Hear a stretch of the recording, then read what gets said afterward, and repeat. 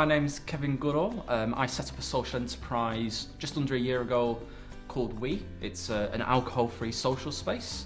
In the summer of 2012, the NHS in North Lancashire identified Morecambe and Fleetwood as having a particular problem with alcohol. There's a small handful of dry bars popping up, and we thought that we could join in that. That was a good solution, that people may appreciate a space where they could go and socialise. So the people that benefit from We are the whole community of Morecambe, which is a real diverse group of people. That's the aim. So we generate revenue by trading, but also by applying for grants. However, a key proportion of our income comes through sales of food and drink and room hire. We raised awareness of We by using fairly grassroots methods. We didn't have a large budget, so we relied on social media. We also utilised our community magazine, More Together magazine, which is focused specifically on the community where we're based. We were moderately successful in acquiring funding when we started. We started off with a very tiny amount of funding that we required.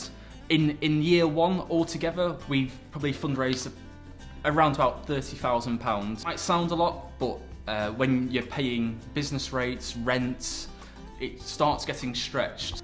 Our marketing strategy initially focused on doing market research, so we wanted to make sure that the area we were planning on opening actually would be able to sustain. So we thought it was really important to look at the market, to engage with the people that lived and worked in that area. Initially we relied quite heavily on free PR, so we had features in our local community magazine, we had a feature in the newspaper. If people think we sell the best mocha in Morecambe, as a number of our customers tell us they think we do, them putting a little review, we've got 5-star reviews on our Facebook page, people sharing that, that good news can spread. So one piece of advice I'd give to someone looking at setting up a social enterprise and promoting it, I'd suggest speak to people in the community, speak to your community leaders, people who are involved with community activities. Share that passion with people. They'll pick up on that positivity. In our first year, the type of funding that we accessed was primarily social enterprise support. Some of the challenges we found when applying for funding is that organisations that are supplying the funding only want to give money to registered charities, and as a social enterprise we're not a registered charity, we're a community interest company, so we can already discount quite a large number of the grant giving organisations. The advice I'd give to an individual looking for funding for a social enterprise is to build links with other social entrepreneurs.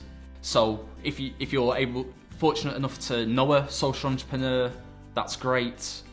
A piece of advice I'd give to someone trying to find funding for a social enterprise is to access the various avenues of business support available. In the future, our marketing will focus on our new food service. We have a small budget where we will be able to pay for advertising, to push that, to create a bit of a new identity. I think there's a lot higher education could do to support social enterprise research, demonstrating our social impact. It would be great if universities could allocate their students to work directly with social entrepreneurs to help develop ideas and services for the social enterprise. Looking ahead, we'd really like to have a place on a university campus. It's a bit of a cliche to think that every student is a heavy drinking young person, whereas not every young person is interested in that perception of student life.